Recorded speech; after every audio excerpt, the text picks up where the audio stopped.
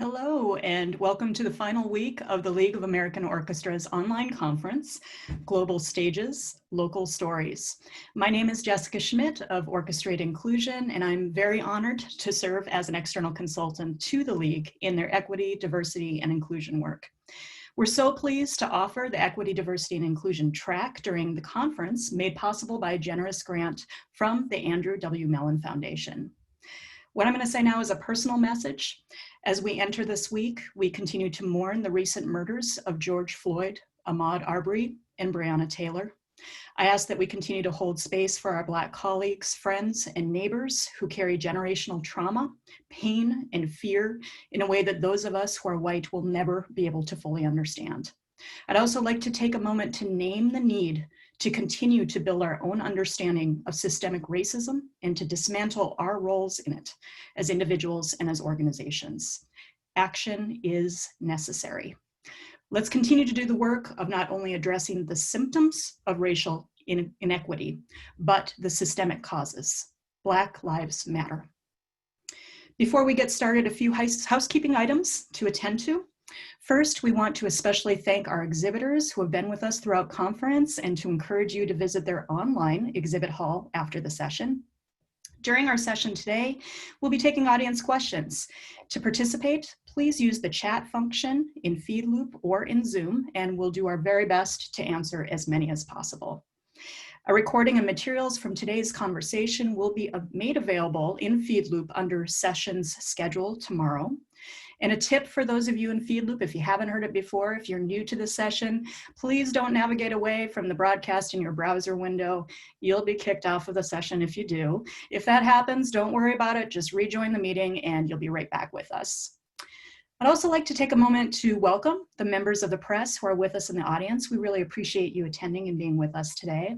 And lastly, we'd really love to hear about your experience today. In the session description below, you'll find the link to a brief survey where you can share scores and comments about this session after it's all finished up. This feedback is very valuable to the League in informing and shaping future conference content. Thank you in advance for taking us just a second to share your thoughts. Again, welcome to the League's online conference on this Monday, and welcome to today's session, EDI at the San Francisco Symphony, Foundational Work and the COVID-19 Challenge. As we get started today, I have to admit and put out full disclosure of my own. This team from the San Francisco Symphony that you're about to meet is very, very close to my heart, as I've had the very good fortune of working with them as their external partner as a consultant in their EDI work over the last 2 years. They model humility, curiosity, hard work, and empathy. And while we're still in the early stages of building organizational change as a team, I'm sincerely proud of their commitment to the authenticity and sustainability of their EDI work. It has been a true honor to work side by side with such wonderful human beings as you're about to see and to learn from them. And I couldn't be more thrilled to introduce them today. To get us started, I would like to turn things over to the amazing Elizabeth Shribman, Chief of Staff at the San Francisco Symphony, who will moderate today's session and introduce us to the full panel. Elizabeth, it's all yours. Thanks so much, Jessica, for that introduction, and good morning to our virtual audience. It's wonderful to have so many of you here. Many thanks as well to the League for not only shifting this year's conference online and enabling so many to participate by waiving fees, but also for inviting the San Francisco Symphony to share a bit of its DEI journey with all of you through today's session. I'm Elizabeth, and I'll be your moderator and host for today's discussion with this amazing set of panelists whom I'll introduce soon. But I first want to give you all a quick overview of what awaits us in the next 90 minutes. So let me get our presentation started here.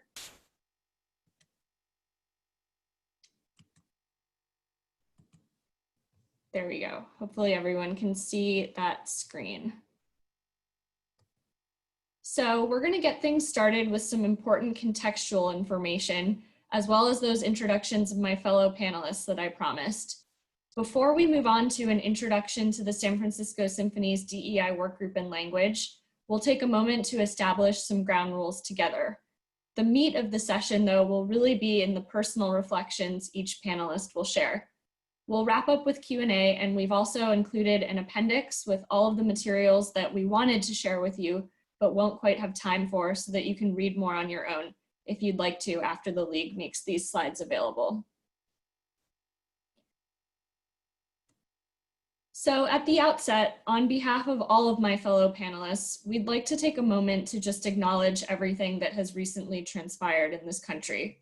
We're heartbroken and troubled by the recent killings of Ahmaud Arbery, Breonna Taylor, and George Floyd, even as we acknowledge that these deaths are the latest in a historic string of racial injustices that runs generations deep in America. Before we continue, we'd like to take a moment to hold up all who are feeling pain and trauma, most especially our Black colleagues and friends.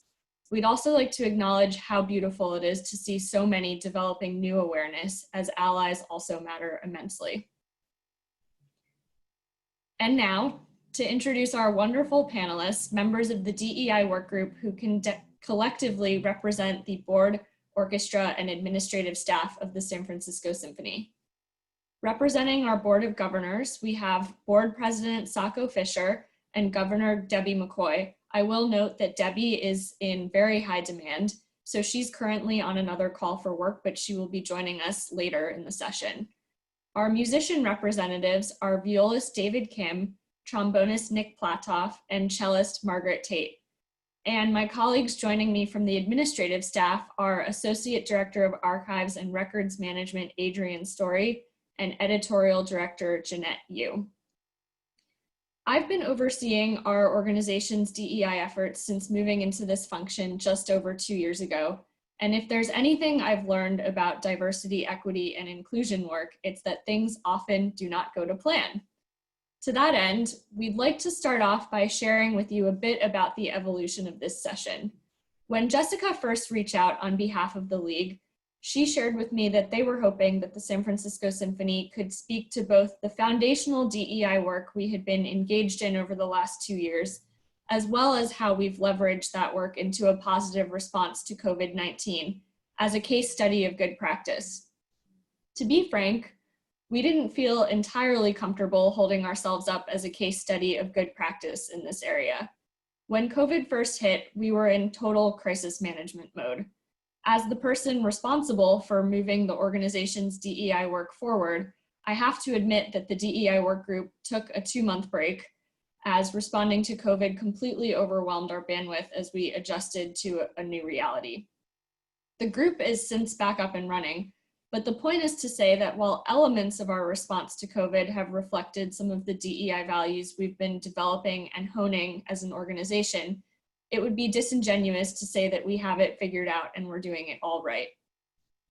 The title of the session, EDI at the SFS, Foundational Work and the COVID-19 Challenge, which we submitted several weeks ago to the League, reflects the compromise approach that we landed on, which was to reframe the COVID-19 response piece through the lens of opportunities and challenges, rather than through the lens of best practices.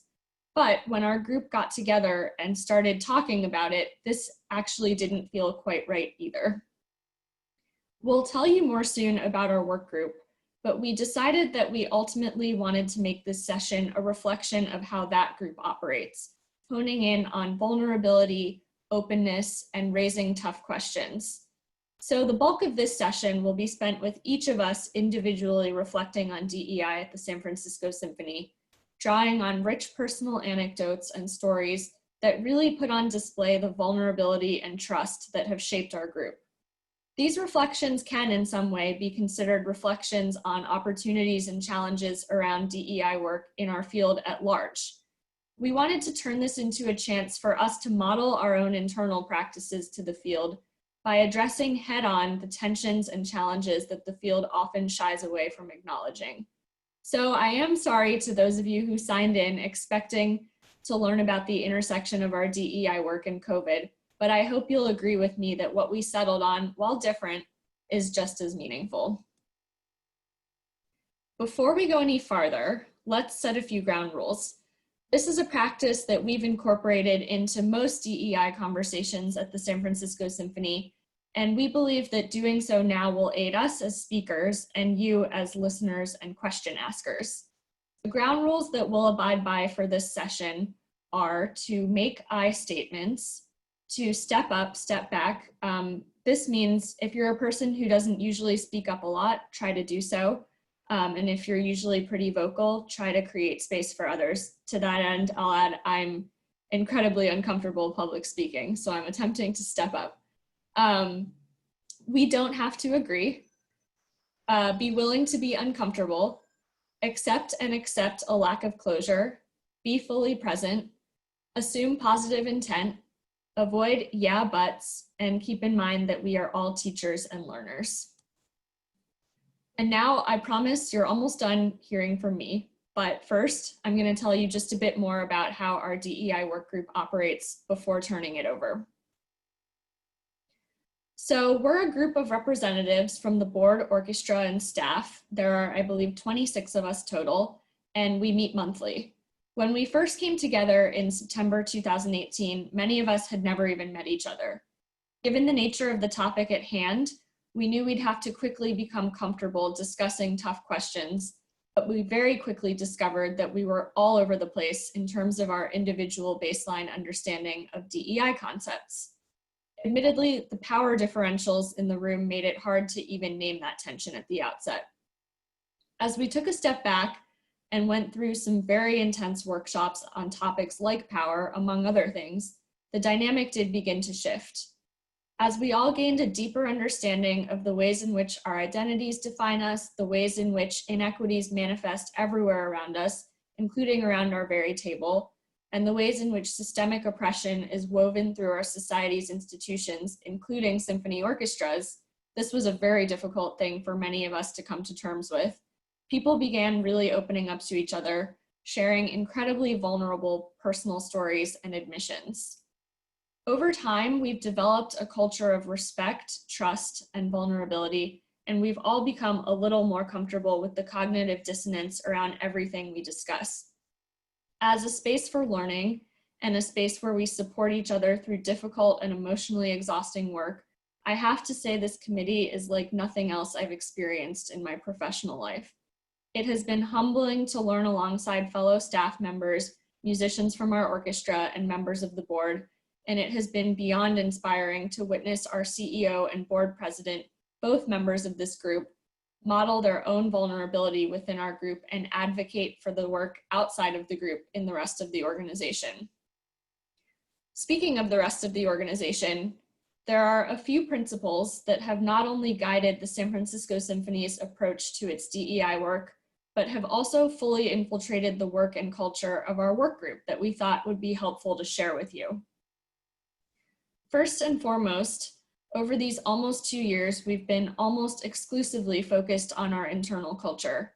At the strong recommendation of Jessica, our DEI consultant who introduced us at the beginning, we've forced ourselves to step back from doing what may be easier, making quick changes to external facing programs, and instead we're focused on understanding the issues, learning about this new way of thinking and approaching our work, developing a common internal baseline understanding, and changing our internal culture. It's important that this kind of introspection and capacity building work happen across the whole organization. So we've also focused our efforts on engaging stakeholders in all constituent groups and across all levels. From DEI-focused board committee meetings and retreats, to a musician-initiated orchestra meeting on DEI, to an organization-wide reading of the book White Fragility, and perhaps most importantly, to tough one-on-one conversations with colleagues and peers, we're working hard to share and spread what we're learning and the culture change that we as a group are undergoing across the rest of the organization. But perhaps most challenging, we're learning to accept that this is a slow process with non-measurable qualitative outcomes. This is hard work, it's been exhausting work, and it takes time to develop the trust and the kind of environment that is absolutely essential to moving it forward. It has definitely been a journey. I'm now going to turn it over to my colleague, Adrian, to tell you a bit about another foundational element of our work, the language that we slowly and painstakingly developed for the organization in an effort to really define what the words diversity, equity, and inclusion mean to the San Francisco Symphony. Adrian? Thank you, Elizabeth. Are you going to switch the slide to the next one? Hi, everyone. My name is Adrienne, and I was one of the members of the 4-person subgroup that helped to write the first draft of what we informally call our language document at the SFS. The other members of the subgroup were Elizabeth, who you have been hearing from, Nick, who you'll be hearing from soon, and another one of our colleagues, Jeff, who is not on this panel, but who has been a very engaged and thoughtful member of our work group from the very beginning. Just between the 4 of us, we had a lot of discussion about what concepts and principles we wanted to include. And even though we more or less agreed with each other's ideas, it was still an exhausting process to agree upon exactly how to frame what we wanted to say. So when we finally did have a rough draft to share with the larger work group, the response was varied. Some people resonated with what we had come up with, some were confused, and some felt strongly that we should not include some of the concepts and terminology that were most important to us. Many of the most concerned people were board members, and given that some of us in the subgroup are relatively low in the power structure of the organization, this was challenging to navigate. This was one of many times that having a consultant has made the difference between our DEI work being able to move forward and having our process become stuck and potentially destructive. With Jessica's support and guidance, we paused the writing and review process and dedicated the next several meetings to in-depth workshops about key DEI concepts that the language being most debated in our document related to. This changed the dynamic from debate to collective learning. While some of the original workgroup members chose to leave the group around this time, most stayed, and we all learned together and from each other. The final document had some changes from the original, but none of the language and concepts that had been most controversial were removed. The day we ratified the language document to me was astonishing. It had been a very challenging process, but it had led us to this moment where there was no hesitancy from within the group about ratifying the document. Next slide. So our language document is 2 pages with itty-bitty font and narrow margins. It has a lot of meaty concepts packed into it. And I just want to share a couple of high-level concepts we touched upon, but there are more robust samples in the slide deck appendix if you're interested. One of the concepts we tried to capture is that we have a lot to learn and that the guiding principles we set for our organization now will need to change as we continue to learn and evolve. So we consider the language document to be a living document.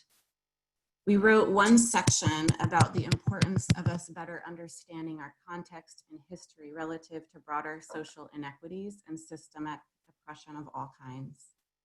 We also wrote that while we hope to contribute to the evolution of the larger orchestra industry and community eventually, that the best way for us to do that at this time is to focus on the tremendous amount of work we need to do internally. I will say from my personal experience in this process that even though I was very involved, I did not appreciate what was really happening at the time. It is easy to feel impatient while establishing the foundations because it feels urgently important to get to the quote, real work. However, looking back, this process was very real work. It helped us learn, change, and grow, which influences how each one of us is in the world, how we see our organization, and the decisions we make in our roles. Additionally, this document has continued to be a very helpful reference that we go back to help us stay on course.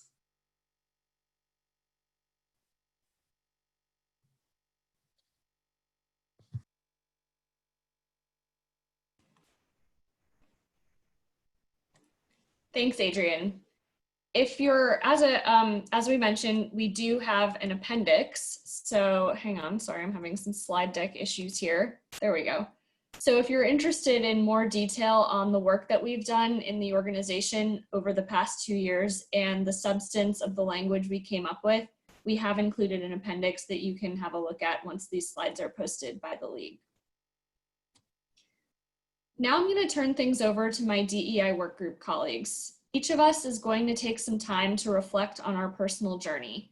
I do want to be clear that these are personal reflections that aren't necessarily the view of the organization or of the constituent group we each represent. They represent our individual observations and experiences of this work in our lives and at the San Francisco Symphony, and we hope there are learnings here that others can take with them. So we will get started with my colleague, Jeanette Yu, the editorial director. Thanks, Jeanette. Thanks, Elizabeth.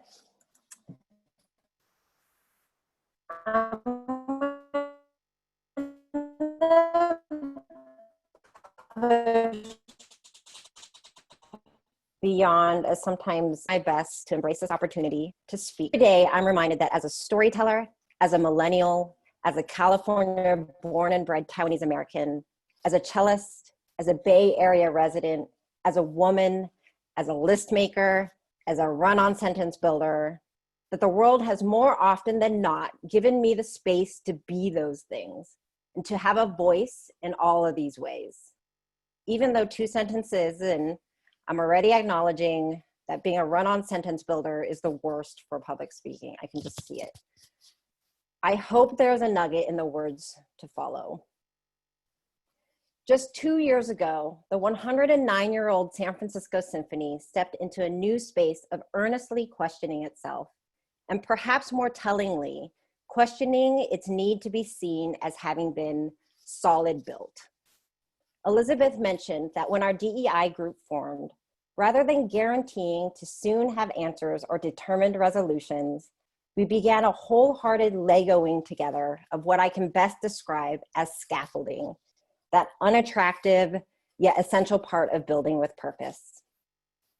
As I see it, after many months of DEI meetings, our scaffolding lies at the outer edge of a beautiful but flawed organization. An organization that has spent 98.2% of its existence in a stubbornly solid built state, and only 1.8% of its existence not denying its historically imperfect structure. 2 years is what we've dedicated to this, 1.8% of our time. We have only started to try to equitably balance our beauty and our flaws. We have only started the run-on sentence that starts this conversation. In my mind, our DEI scaffolding stands upright so that we might better scan things laterally. From here, there are no guarantees, but there is at least the opportunity to identify the good and the bad construction that has contributed to the unlevel foundation on which we have, for decades, built on unrealistically and unsustainably. I recall the point when our DEI work became the start of an actual functionality conversation for me as editorial director. As it happens, the formation of our DEI work group occurred in tandem with an organizational shift in our storytelling and content creation. A small example is our season brochure, which had bewildered my predecessor and me since the beginning of time, it seems like, for having been offloaded to various external freelance marketing copywriters. But at the same time, he and I just followed protocol. We didn't question. Years ago, somewhere along business model way, this part of our storytelling had fallen prey to scope of work over scope of what was really in play. That is to say, we chose artificial efficiency over our human privilege of expressing and acting on our greater artistic, cultural, and organizational responsibilities. By some stroke of luck, DEI rose to the top of our conversation at the same time the Symphony decided to reabsorb and replant the season brochure as a prioritized internal project. As a result, our 1920 season brochure was written by the editorial team and was better ballasted by changing foundational work.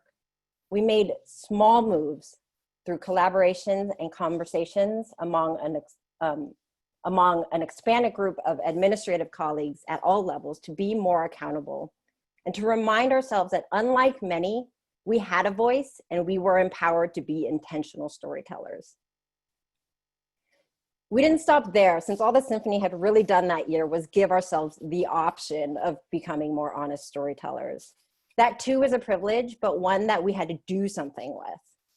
This time around, ahead of our 2021 brochure, we upgraded ourselves from making contained small moves to making more amoebic small-ish moves. We built in another level of vulnerability and accountability, sharing the seasoned messaging with our administrative colleagues, as well as the full DEI work group of board, staff, and musicians. We literally printed and laid it out on the table. Who does that anymore? We crossed our fingers because we didn't know if we'd end up with all the papers on the floor. All we knew was that we were looking at a season that was built prior to the formation of our work group, prior to DEI considerations, but one that was being messaged and heard in real time as we evolved our priorities, and that this was an opportunity that could not be missed. For most of us, the timing of change is never going to be convenient. And many of us, me included, no, me especially, continue to learn how to embrace discomfort. To bring it back to the brochure review, I loved particularly a conversation the group had about our descriptions of programs featuring Florence Price and Beethoven. And I loved it because it was said that our storytelling around the Price program was beautiful, but really flawed.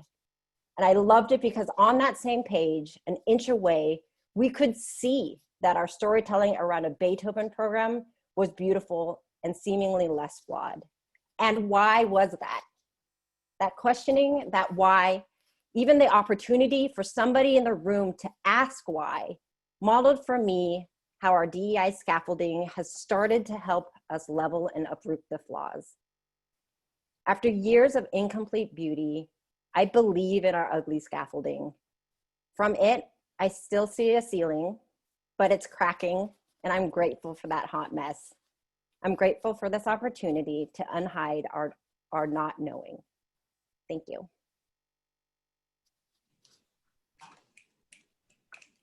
Thank you so much, Jeanette. From here, we're going to hear from Margaret Tate, a cellist in the orchestra. Over to you, Margaret. Thanks so much. And thanks so much, Jeanette, for that wonderful talk. This moment in time presents us with dynamic challenges of blatant racial inequality and violence, made all the more raw by the effect of the COVID epidemic on marginalized groups. We can and we must find the energy and commitment to work towards justice in our society. At the San Francisco Symphony, we hope for more representation from the Black community, in the orchestra, on the board, in management and staff.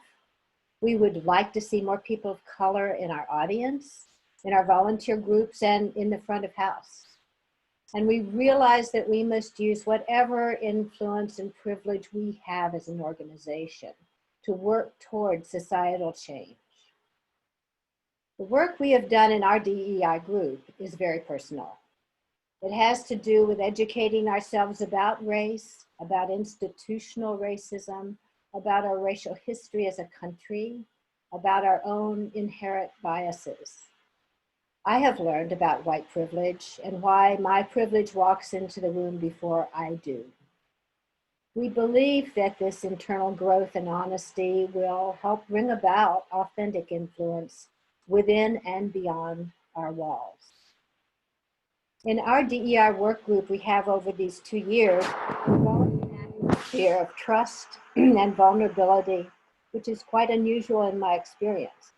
It is all the more remarkable because we are not a homogeneous group in any way, except that we are all committed to the symphony. The conversations and the exercises we've done across what used to be barriers have brought us much closer. Those of us who are white have really had the opportunity to see and then to publicly acknowledge our white privilege. And all of us have been able to share meaningful and heartfelt stories. Jessica Schmidt has set a tone for our discussions, which validates our feelings and our opinions and opens many doors. Our readings, particularly White Fragility, have helped me rethink my old opinions, beliefs, misunderstandings. As you've heard, during the planning process for the 2021 season, one of our meeting's agendas was changed suddenly so that we could look together at the draft of the next season brochure. I was very moved that this document was being shared with us, and we eagerly looked at plans for presenting new artists, new works, a greater racial representation of participants, and repertoire. Several changes were made during the course of this discussion.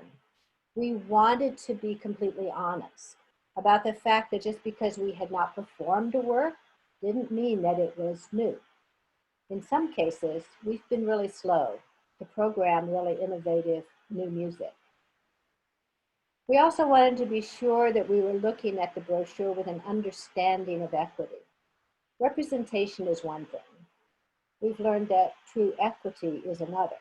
We worked to honestly center composers and works that we're not so familiar with in order to make sure they were not perceived as some sort of side attraction. Much more could be said about equity and how we give colleagues who are people of color their share in the decision-making and in the power of the organization. But I'd like to say something more as a cellist about repertoire. I believe there's definitely a tension between the training and performance practice, the sense of perfection in a mostly white American orchestra, versus the ability to really explore outside of the normal Western canon. I was not educated in world music, and there's a lot of music that I don't know how to play. Orchestral musicians talk about this.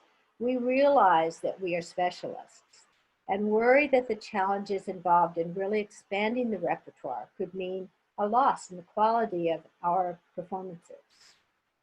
I don't really know how this tension will be resolved, but if we as musicians are able to retain our curiosity and not be ashamed of our vulnerability when we have to learn something new, then we'll be able to welcome fresh and exciting voices into our repertoire. As a final reflection, I was very moved by a sentiment that was expressed once in our work group along the way. It was essentially the consideration of how very much we lose when we don't have more people of color in our organization. Do we truly want to tell the full range of American stories through music?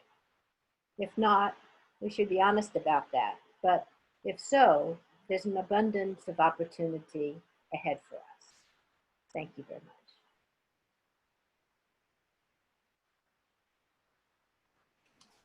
Margaret, thank you so much for sharing that with us.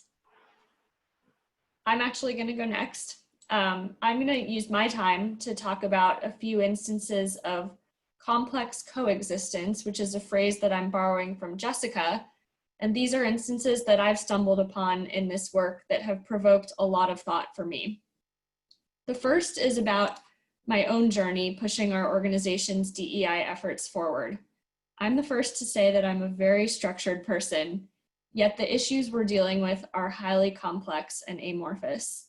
Give me a spreadsheet, give me a logistical challenge to deal with, and I'm on it, but hand me the task of moving the San Francisco Symphony, a behemoth of an organization, toward becoming more diverse, equitable, and inclusive. I have to admit, I didn't really know where to start.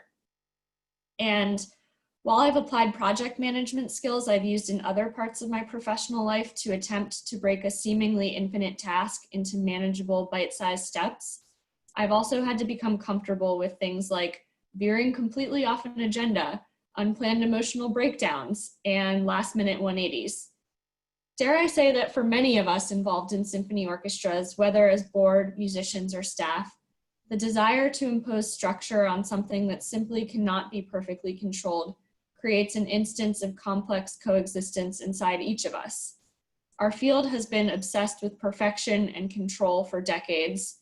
For many of us, it's a mere reflex to approach everything we do with the goal of controlled perfection. Yet I've learned that nothing about this work should be perfect or clean. And in fact, if it is, we're probably doing it wrong. It's messy and it's hard, and we have to be okay with that. The second instance of complex coexistence I'd like to talk about zooms out a bit and looks at orchestras like the San Francisco Symphony as institutions in our society. I'll preface this by saying that while this one feels a little harder to talk about, these are precisely the kinds of discussions we've had in our work group that have been incredibly uncomfortable, but have ultimately prompted a lot of learning and have brought us closer together. There's really no escaping that the San Francisco Symphony, like other orchestras, is a privileged institution that has been shaped by the systemic oppression that has been embedded into our society's structures and policies for centuries. I have to give a huge shout out here to my colleague Adrian, whom you heard from earlier, who has in a beautifully articulate way, as always, helped open my eyes to the ways in which orchestras like ours have been built on the wealth gap. The reality is that white people, the demographic majority in most constituent groups internally and externally in most orchestras, have benefited from systems, structures, and policies that have given them more access to wealth, more access to instruments, more leisure time. The list goes on and on. This means that we're a nonprofit with access to wealth. We have the luxury of a sizable endowment, and over the decades, we have become an internationally known institution in the cultural fabric of San Francisco, unlike smaller organizations that have less access and less wealth and have to fight harder to be seen. Yet here's the complex coexistence. Despite our privileged position in the world of nonprofits, in the world of arts organizations, even in the world of orchestras, thanks to our size, we struggle with internal inequities of our own. It feels hard and it feels almost wrong to say it out loud, but despite their relative wealth and privilege, or perhaps even partially because of it, it's no secret that many orchestras are not exactly a case study in living and breathing equity principles. This year at the San Francisco Symphony, we went through a difficult and painful process of trying to address just one kind of internal inequity when we decided to undergo a comprehensive compensation study for the administrative staff. The end goal was to create a tiered salary structure that would eliminate any inequities in how we compensate staff, and we sought to find the sweet spot between internal equity, external competitiveness in our home market of the Bay Area, and what the organization could afford. Although the goal was noble, the process itself was painful.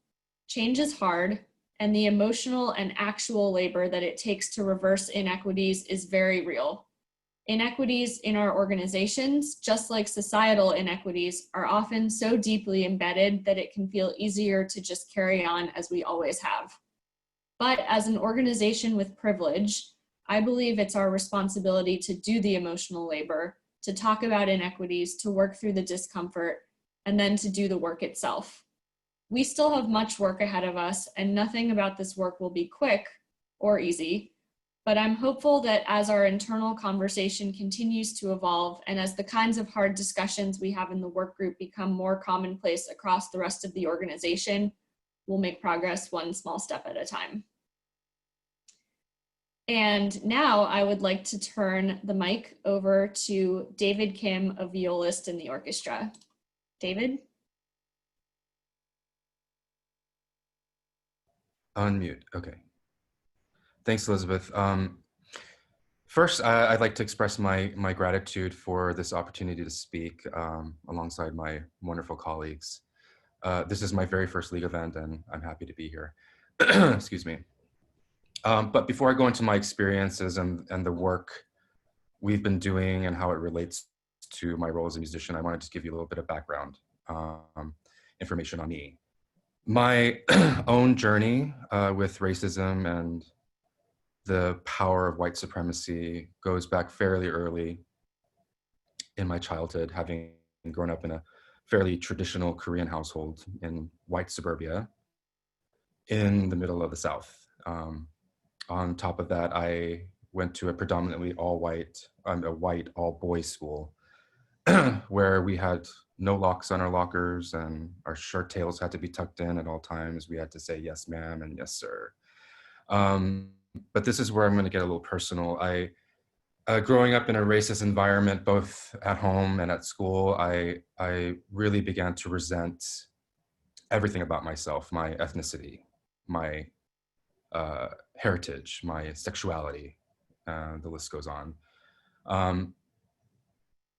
I literally remember praying many nights that I would wake up the next day as a white and hetero boy, because those were the things I considered normal and most desirable. All of this led to tremendous insecurity and ultimately self-hate, and it was something that I could not reconcile within myself or learn to deal with. However, the turning point came for me at the end of my senior year in high school, when I met a girl who befriended me immediately and asked me to hang out.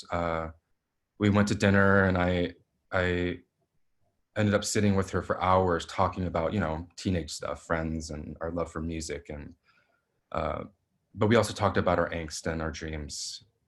What struck me then, and what I'll never forget, is that this girl, who happened to be Black, made me feel the very things I was so desperately seeking from my white counterparts and my family.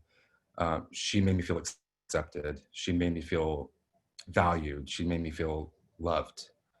And this is what allowed me to begin my own journey towards self-love and acceptance, which in turn allowed me to love and accept others. So thank you to Adina Hines, who is unfortunately not with us anymore, for changing my life. That was 21 years ago, and I've done a lot of work on myself, and the topic of race has become a normal conversation for me and the people closest to me. But I still have a lot of work to do. As a musician, I've had the immense privilege of being in a major symphony orchestra and bringing music to the people who will listen. The work that we've done in DEI has given me a voice that I don't necessarily have within my own orchestra, and certainly not within the organization.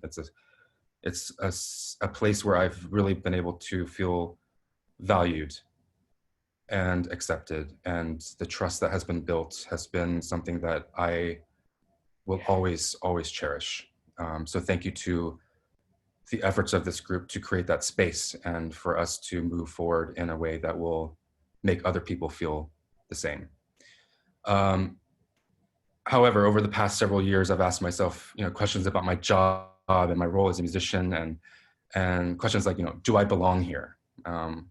Why doesn't anyone else seem bothered by the overwhelming whiteness on stage, in our audience, in our hall, in every corner of our building? Simply the discussion of race, discussion of white supremacy, discussion of systematic oppression is not normal for orchestras, especially for musicians, and the industry is way behind. I want to say that it's not only up to leadership to hold us accountable. The musicians have a responsibility to examine the current system as well. I think we can all agree that music is part of the human condition, but we have to look beyond its ability to comfort, the ability to heal, the entertainment value. The thing I hear the most from people is, well, that's just the way it is. That's a cop-out. That's apathy, and ultimately that's complicity. We start by holding ourselves accountable, taking ownership of who we are and what we represent. Normalize these conversations in our industries within all constituencies, because the world will not wait for us. The late poet and activist Amiri Baraka once wrote, "Art is whatever makes you proud to be human." So I'll end here, and I'll leave you with that question, with this question: what does it mean to be human? Thank you. David, thank you for sharing those very personal thoughts. I'm going to turn things over now to Debbie McCoy, our governor, whom, as I mentioned, was not here for the beginning of the panel because she's in high demand and was on another call, but she has since joined, and we're looking forward to hearing her thoughts next. Debbie, over to you. Thank you, Elizabeth. I'm sorry that I had to join late, my apologies. And I'm grateful to be here.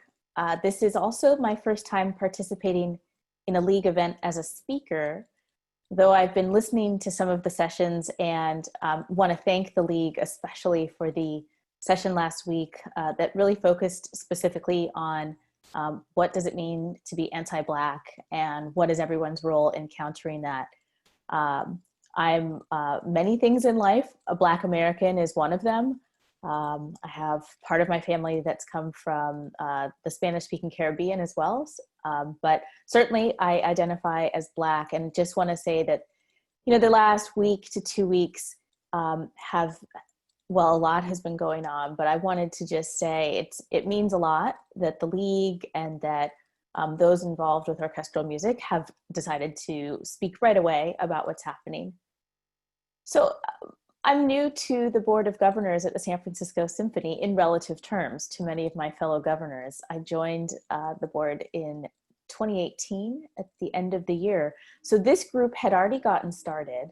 And I knew in my board interviews that there was this effort underway and that I may be invited into it. And I have a couple of observations about what it has meant for me. I don't have a career focused on music in any way, although I did start playing violin when I was 3. There was never a mistake. I would not be a professional, though I really enjoyed it. I want to just offer that walking into a space with experts, musicians and the staff members and the great folks that make the San Francisco Symphony work, getting to walk into a room of experts and feel like I have a voice that matters is something that's been a gift entirely of the DEI work that we're doing. Now, I've been warmly welcomed across the San Francisco Symphony. I sit on a few other committees, but it's rare in any institution. David has just named this in the country, I think in many parts of the world, I've lived all over the world, to be able to immediately bring your entire identity. It's like somebody wants to know you if there's even a place or a space to talk about intrinsic characteristics. So the first thing that this DEI work has given me is a place to feel safe and a place to feel seen. And I didn't think that would be the case necessarily. I certainly walked in the room with some trepidation, thinking, well, I'm not a musician. I'm not an expert on how to run a symphony. I wonder what I can add. And I actually think that bringing in the lens of who we all are and what we're doing together gave me a lot of confidence and a lot of actually creativity, which is my second point, and imagination. So this idea that we can bring ourselves authentically, to me, has been the best gift of working in and around DEI, and it has required vulnerability. I remember the first meeting wondering, okay, we have this DEI construct. I understand this is a safe place, but could I really say the safe thing, and could I say the risky thing as well? So bringing truth into the process for me has been really beautiful. It's not possible to be vulnerable in a lot of spaces, and with this group, I feel I can really actually say all the things in my mind and feel like I'm being understood and taken in. This second point on my mind is about creativity. What I experience with these colleagues and now friends is that we are unleashed to have more creative imagination because of this effort together. So whether it's thinking about how might the world around us see, or just idea generating. A few weeks ago, a couple of us just jumped on a Zoom. I did feel a little intimidated, kind of all musicians and folks from staff, but actually just brainstorming about what might we say or do, or where might we show up differently because of what we understand now about DEI. That unleashing of creativity is a gift. And so I think when we make ourselves vulnerable and are willing to really talk about some hard things, one of the blessings that comes from that is the ability to have generative, really new and different thoughts together. So those are the two things that I'm experiencing as a member of the DEI work group at the San Francisco Symphony. And yeah, Elizabeth, back over to you.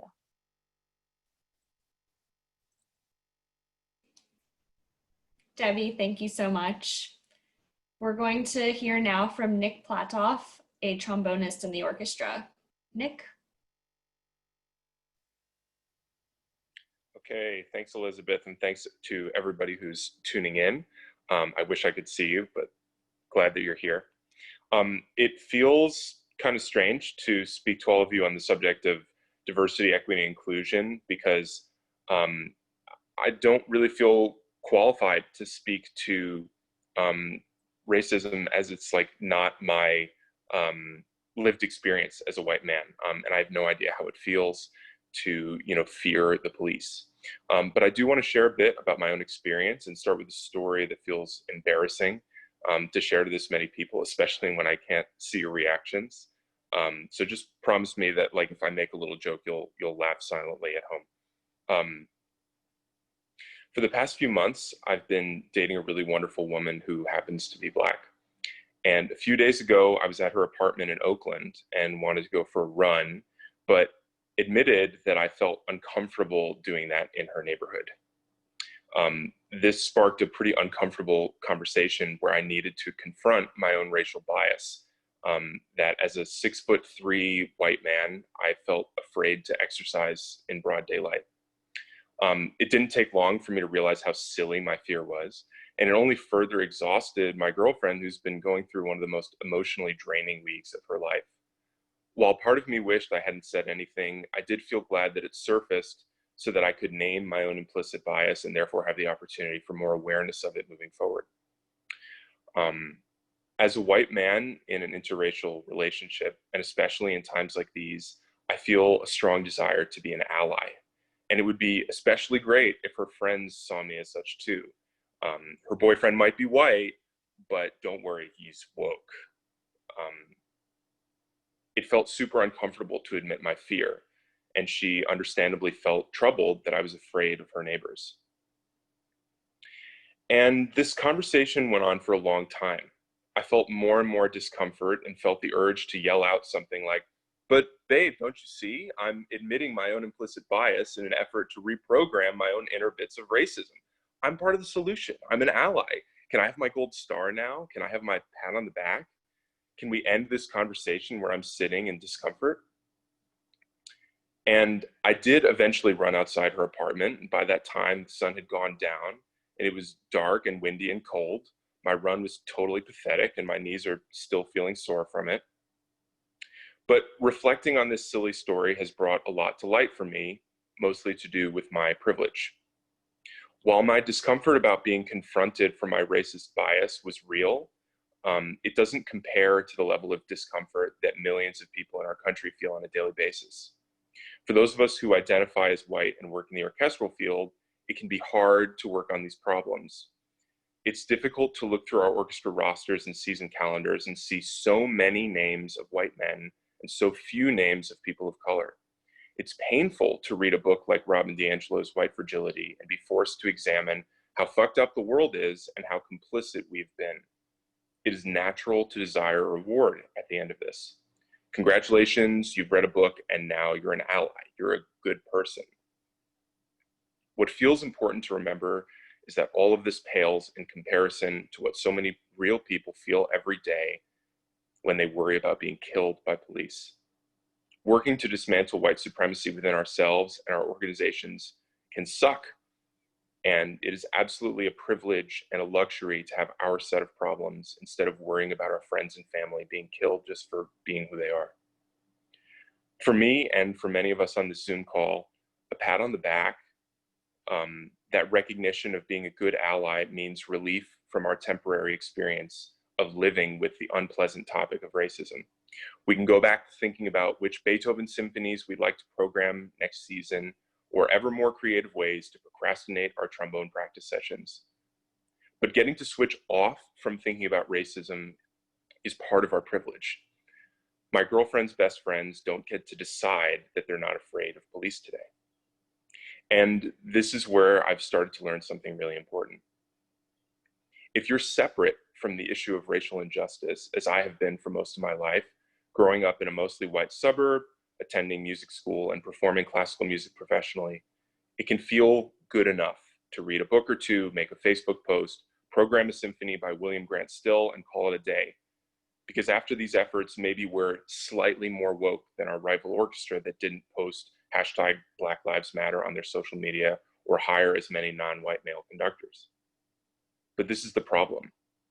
Creating a more caring world needs to come from a place of compassion and love for our fellow human beings. And we all know that acting from a desire for recognition is selfish and maybe even the opposite of compassion. White people and white organizations trying to appear woke isn't going to solve this. We must showcase amazing musicians of color and seek to diversify our audience, but we can't do these things simply to look good and feel good. If we actually care for our fellow humans, we will never stop this work. My very wise girlfriend brought up a really useful thought experiment yesterday. If we were to one day have children, how would I feel about them being perceived by the world as Black? Would my attitude towards addressing systemic racism not necessarily change? Would my care for them not make racism my problem in a way that it currently isn't? This conversation helped to humanize this entire movement for me. Racism is a fascinating topic to discuss from a distance, but it's a terrifying reality for those who live it. It's just been more recently that I'm personally seeing people I care about experience those terrors every day. So the last thing that I want to say to you while I have your attention is what she said to me yesterday, to use your platform. For me, right now, that's having the attention of a few hundred orchestra administrators and musicians for about 6 minutes. For you, that might mean programming your orchestra's next season in a more inclusive way, maybe hiring in a more inclusive way, donating money to worthwhile causes, urging your organization to start holding regular meetings to discuss these topics, asking yourself and the people you know and love some really tough questions. And this list goes on and on. If we don't do these things, we can't call ourselves allies. We can't say that we stand in solidarity with the Black community. And more importantly, real allies don't care about recognition because they're too busy actually doing work to support people they actually care about. So I'm wishing you all a really thoughtful rest of your day. And if you're white and you find yourself feeling really uncomfortable, you're probably doing something right.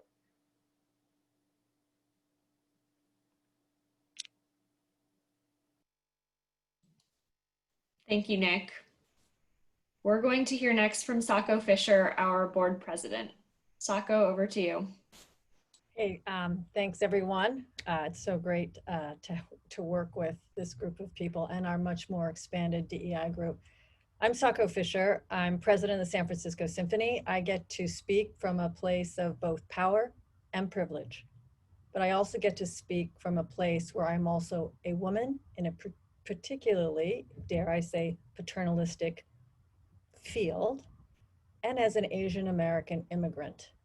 Those are words I have never in public strung together to describe myself. I might in a sidebar conversation, I might whisper it under the table, or I might be secretly texting it to the only other woman in the room at many of the president's meetings I've attended over these last 8 years as president of the San Francisco Symphony, but I have never said those words out loud. This work, now I'm gonna have an Adrian moment. That's what we call these moments when we start to, this has been profound work. This work has changed my life personally, and it will change the San Francisco Symphony. We must change, or we will evolve out with the dinosaurs. What we've done in DEI for the past 2 years is sort of what happens in great forests, is the aspens, they have these little roots that are building a structure underground, and you don't really know about it until something happens to the forest. And two things have happened to this sort of great mighty stand of timber that we call the classical music canon and the Western orchestra. And that is, we had COVID, which is like the great freeze that has stopped our work. And next we had the fires of Black Lives Matter, which has opened up our views and has forced us to see things, just as when you walk through a burn, you see vistas on a mountain you never were visible to you before. And it's charred and it's hard and you have to climb and it's messy, but you're seeing things in ways you never imagined were there. Or you knew they were there, but you weren't attentive to because you know, you see what you want to see when you're deep in the forest. And in the meantime, DEI, the work that we're doing today, is going to be part of what we're going to use with the catalyst of Black Lives Matter to transform our organization, because we've been nibbling around the hard questions for a really long time. But it takes trust. And what our work has done is brought us to a place, I feel, of deep trust, where we are starting to see what that means and how it works for the San Francisco Symphony. We call ourselves the one San Francisco Symphony. We used to think we were musicians and we're staff and we're board and we kind of all do what we're supposed to do, but we really we were committed to the work, but we never kind of acknowledged at what cost, at what price, and that that the only way to move our industry forward is by working together. And because of the trust we've done, the trust work we've done through DEI and the language building we did around our document that is now required as part of the orientation of new employees, it's required that our new board members read that, understand it, and if they have questions, we talk about it. I think I'm going to add white fragility to the list of board requirements for new member orientation, because it's had such a profound effect on me. And as I say that, we finally have to stop, and that's the bright side of COVID, I guess you could say, because we are stopped and start to address those. We need to finally add accountability. Does that mean we say to my CEO, your comp is going to be based in one part on how many diverse hires of underrepresented minorities and women and people of color, every color, we bring into the organization? Does that mean I go to the heads of all my groups and say to my CEO, that's got to be one of the quantifiable measurements of comp that we put throughout the organization for anyone in charge of looking at bringing in on new hire? Does that mean we go to HR and say, you can't show me a candidate pool that looks all the same? I'm over that. You can't tell me that there aren't other people of a diverse backgrounds, whether they have disabilities, whether they have underrepresented minorities. They're women in some spaces also. I know that there's a lot of women on this view today, but that's a nice change in my world, I'll be honest. And so I think it's time that we have to add the layer of accountability and talk about why our stage, our office, and our board doesn't look like our community, and it should. And what does access mean when we talk about being available and music being solace and this and how it's going to help the world be a better place? Well, it's only going to help to be a better place if it's as welcoming and inclusive and diverse and equitable as we say we want it to be. And it's going to take a lot of hard conversations. It's going to take a lot of fearlessness. There are going to be a lot of hurt feelings along the way. And I love particularly what our musicians here have said in particular. It's easy for me at the top to install quotas in the board and the staff, but the musicians are addressing such, oh my God, what Margaret said about the fear of learning new, and David says about, is this art and how does it relate to our humanness? And Nick, you have to know all sides of Nick to understand what a diverse human being he actually is, from his music standpoint, and how much new music he introduces me to that informs his musicianship and wants to bring into his own work. This is the most exciting thing, or most interesting and most heartfelt part of my work as president to participate in. This is an amazing group of people. I'm so honored to work with them. And I'm honored because they make me not afraid to say things that I have sought the back door on sharing and not owning and not helping carry forward when in my position. And so I am incredibly grateful to my board members, my staff, and my musicians, and especially to Jessica, who has held our hand. I think that without her being that voice and helping us not back away from the hard questions, and there have been a lot of tears, and there's a lot of moments when you think, I'm never going back. How can I do this? My heart can't hurt that much. And every time we go back and come together, it is just a richer and deeper conversation that continues to inform all aspects of my life. So with much gratitude to the DEI, to our institution for believing that this is important work, we will be pushing it onward and upward and throughout, because without it, no joke, we'll be dinosaurs. We will have our raison d'etre will evaporate, we'll be gone. And I don't believe we have to do that. I believe that we can have these little roots. Our forest might look a little different than it did when it was these mighty redwood trees, but it will be a forest again. It'll just be a far more interesting place with glades and places to rest for all. So thank you everyone for this opportunity.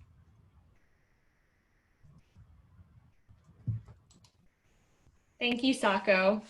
Our final perspective will be from Adrienne Story, our Associate Director of Archives and Records Management. Adrienne? Thank you, Elizabeth. When I was preparing for this session, thinking about what I wanted to say, what came to me was how much active participation by our leadership has impacted our DEI work so far. In my experience, social justice related work is often left to people with little to no decision-making power, who then have to exert a tremendous amount of energy trying to educate and advocate to the leaders who do have that power. The fact that we have board members, leadership team members, and managers in our work group creates a very different dynamic. It is very significant to me that our CEO and board president have been highly engaged participants who have attended almost every minute of every work group meeting. I was trying to imagine what would be different if Mark and Sako were very supportive of our work group conceptually, but not consistent and active participants. And I think we would be in a much weaker position to make meaningful changes even at this early stage. In terms of how leadership participation has impacted our work group specifically, this kind of work can feel really risky for staff members. And for anyone, but staff members, particularly lower in the organization. I remember the first time I cried in one of our work group meetings, which pretty much happens at every work group meeting. But the first time I was really worried that I would be looked down on for my losing my composure and being unprofessional in a work meeting. And over time, as I saw our top leaders show vulnerability during our work meetings, tear up occasionally, it reassured me that in this setting, we could show emotion without losing respect from others, including our superiors. Similarly, the first time I wrote an email that included organizational critique, I was very afraid to click send and literally said out loud, well, there goes my job, when I did click send. I was anxious about how it would affect my relationships with the leaders I sent it to, so I was very relieved to get feedback that my perspective was valued. So those two things, showing vulnerability at work and identifying problems in the organization, have made our work group meaningful, are critical to DEI work, and would feel a lot riskier without that reassurance from leadership. In terms of how leadership participation has impacted the organization beyond the work group, I want to share a story. I talked earlier in the presentation about the process of establishing our foundational language document and how we had to take a lengthy pause to do some deep learning as a work group before we were able to all come around to support the ratification of that document. One of the phrases people had the most questions about was systemic oppression. At one of our meetings around this time, Mark, our CEO, asked the sincere question, how does systemic oppression manifest at the San Francisco Symphony? He was asking from a place of really wanting to learn. And I have witnessed him dig into that question over the past 2 years and learn from various sources, including people much lower in the power structure.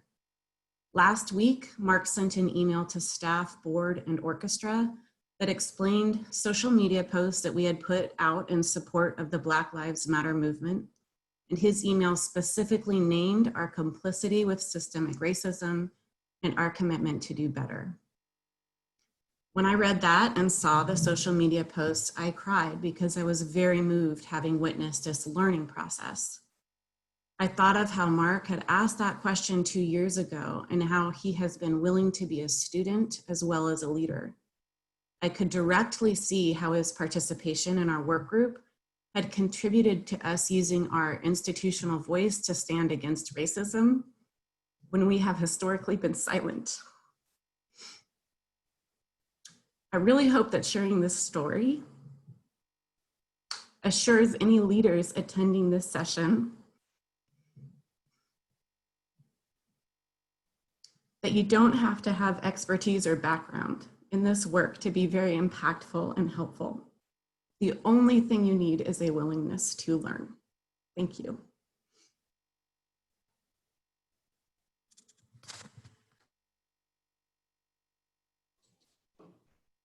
Adrian, thank you. And I want to again extend my thanks to all of my DEI workgroup colleagues for bravely sharing these personal and very moving reflections. We hope that everyone here in the audience, none of whom we can see unfortunately, were able to find something in at least one of these stories that speaks to you personally. And we will now open it up to Q&A. So the first question we'll cover, I'm just scrolling through this feed here. Thank you for all being willing to share obviously very personal experiences. Can you address how your findings and recommendations are flowing upward to senior management and the board? Both Sako and Adrian spoke to this a bit, but I'm going to turn this over to Sako as president of our board to address. Thanks, Sako. Well, I guess the symphony's kind of lucky, our symphony, because Mark and I are committed to making this happen. And I get to control a certain amount of money that I get to make sure that it continues to happen. How do you get that going? That's a really good question. I would question any organization that shows their next leader that this wasn't a priority. And I don't know how to create that dialogue. It's a very organic process. We spent a lot of time, this group, trying to figure out, is there a template? I think we were fortunate in creating a diverse group. This kind of goes back to some of the other questions on how we came together. It was voluntary, but we asked, we asked across the board. The musicians they had their process for choosing their who they wanted to be representative, the board and a staff. And we asked for volunteers and tried to make sure we had a great cross section. But I just think that on some level, there's got to be a few key members, especially on the board, who should be allies. This should be, I really do think when I talk about tying comp to diversity, yeah, there's a place now. Corporations do it. Other large nonprofits do it. It should be demanded on a certain level if you're not getting traction. It's nothing like putting your money where your mouth is. And I will continue personally to push to make sure that we go there, but it takes everybody joining hands to actually get results in. And I'm fortunate, I'm in a position of power. But for other organizations, have your voices heard. Now is the time. There's this pause. We have a national pause in our work. Let's start creating the conversations where we can't use work as an excuse to not go there because I'm too busy, I'm too this, I'm too that. There are no excuses anymore. There simply are no excuses.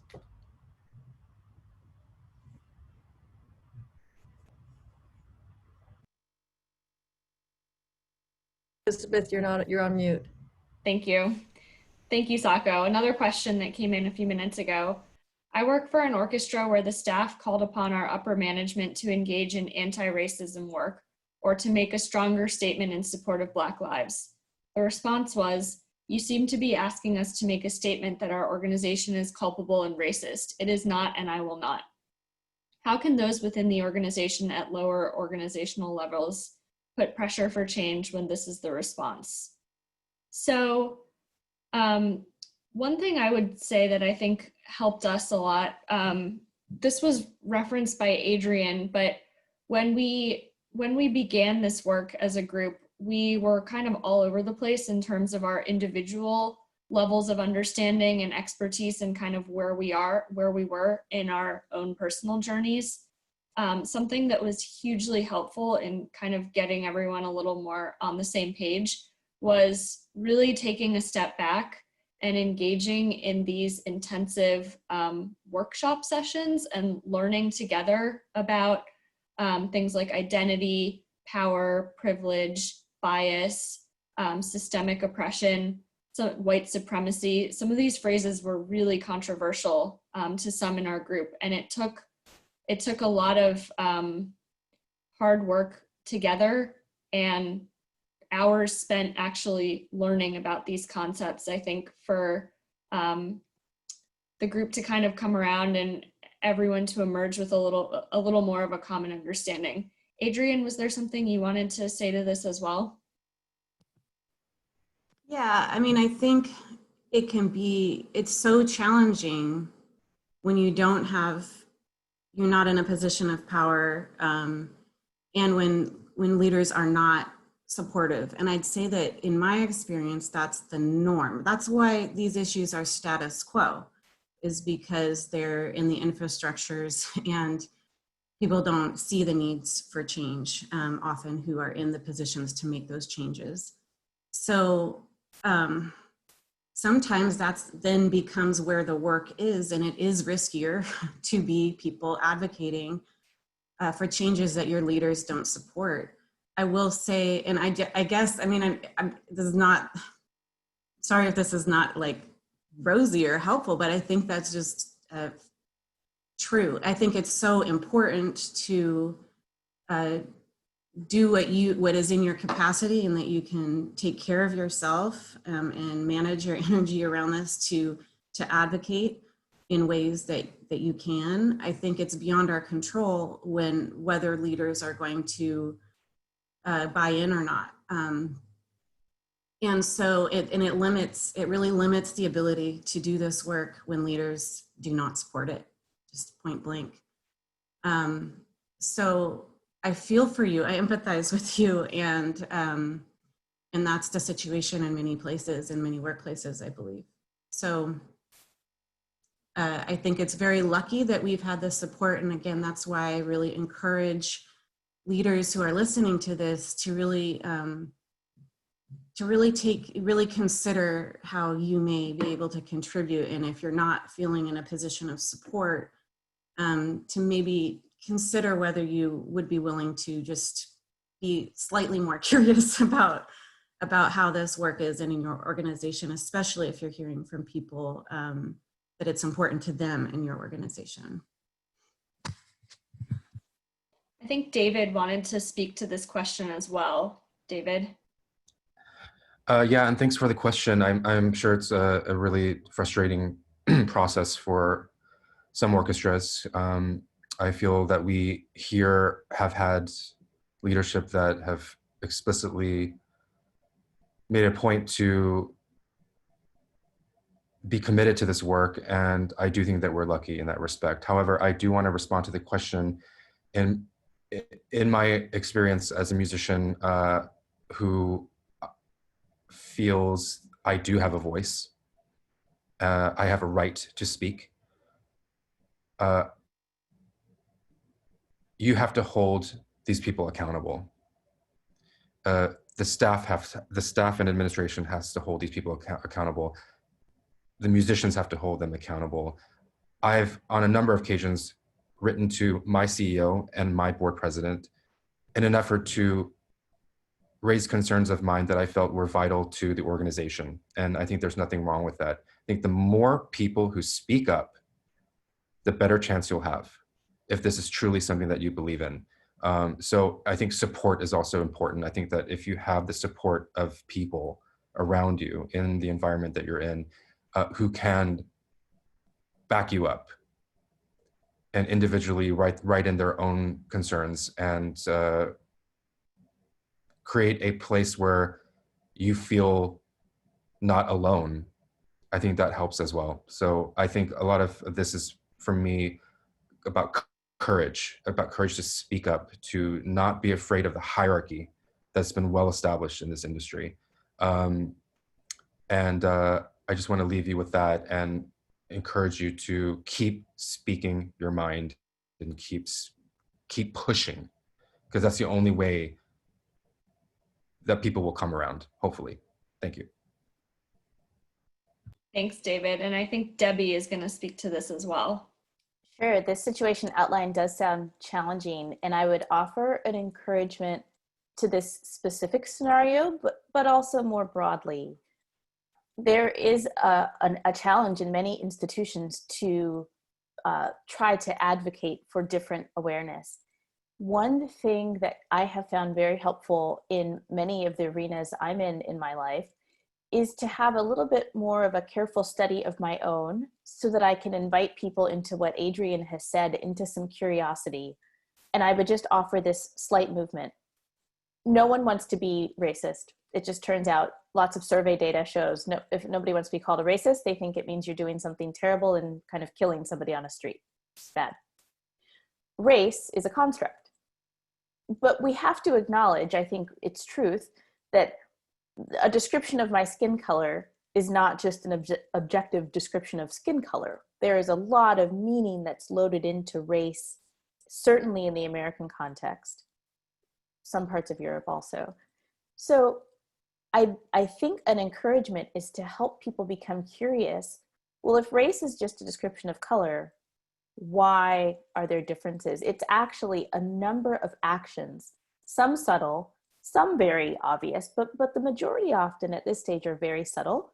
So I think an invitation into framing and language and inviting people around to be curious about how did this unusual thing happen can help us see better that we've all been in agreement with something.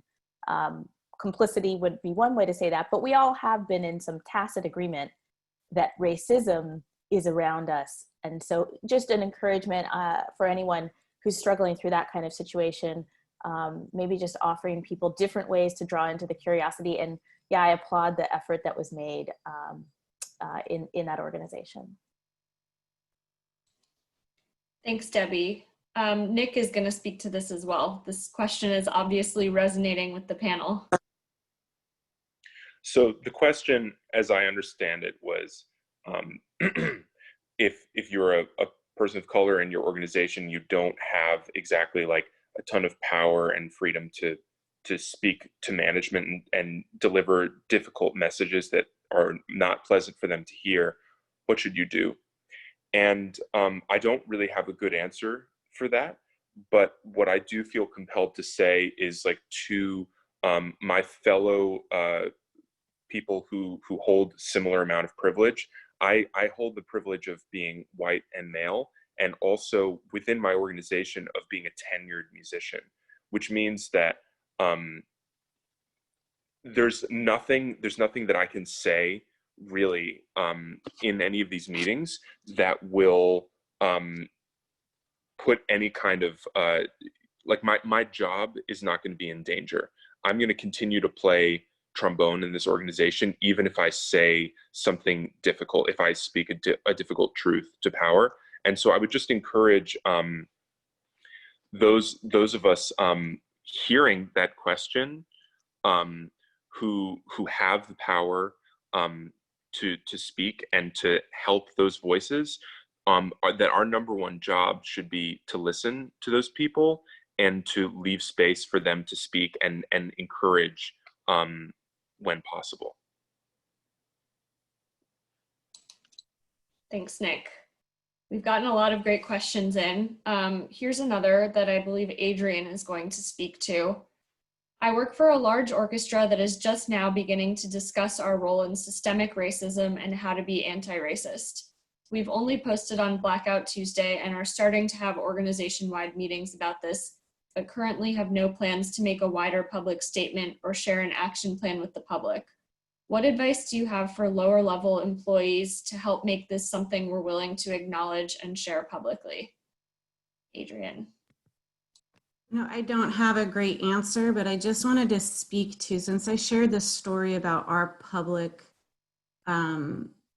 using our institutional voice publicly in this moment to align with Black Lives Matter, to support Black Lives Matter. That was so powerful. I think that, to me, it was powerful. I think that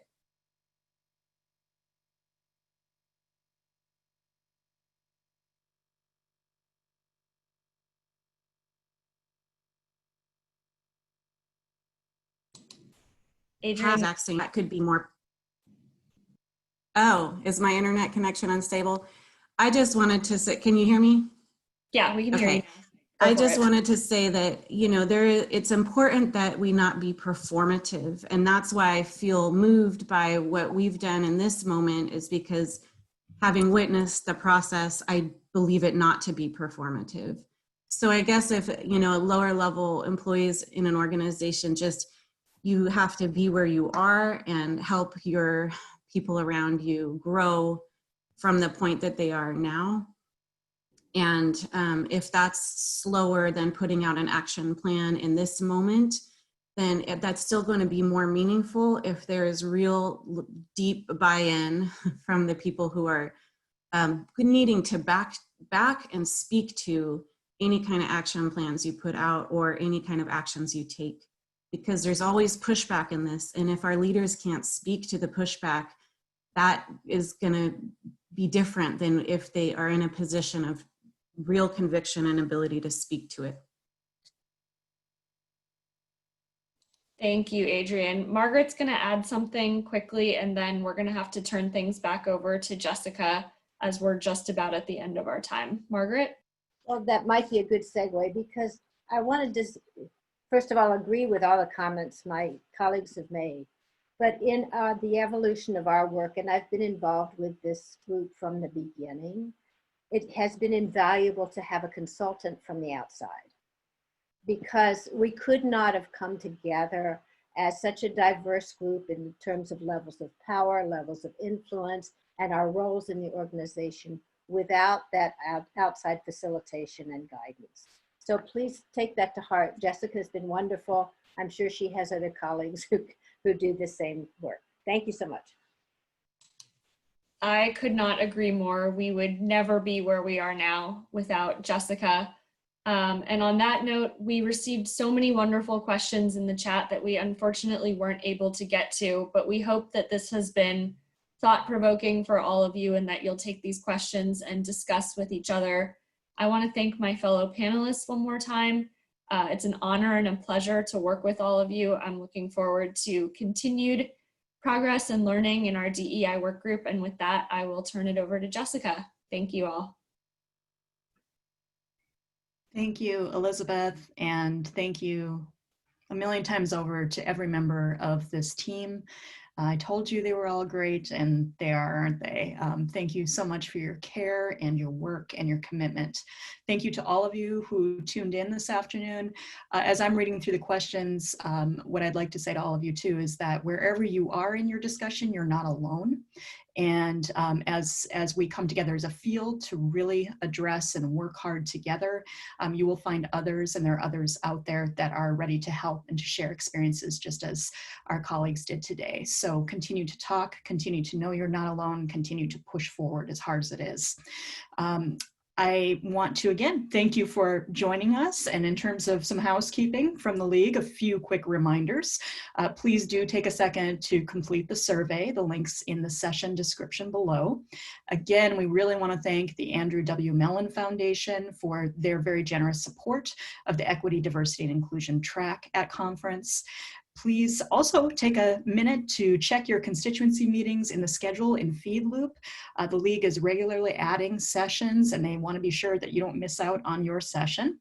And don't forget to visit the online exhibit hall. You won't be able to pick up free pens or candy this year, but you will meet some great people, and there's a lot of fantastic support from the exhibit hall that we want to call attention to. We look forward to seeing you in just a bit, actually, for the next session at conference, which is at 3:30 p.m. Eastern, 12:30 Pacific, the American Orchestra's Futures Fund Forum.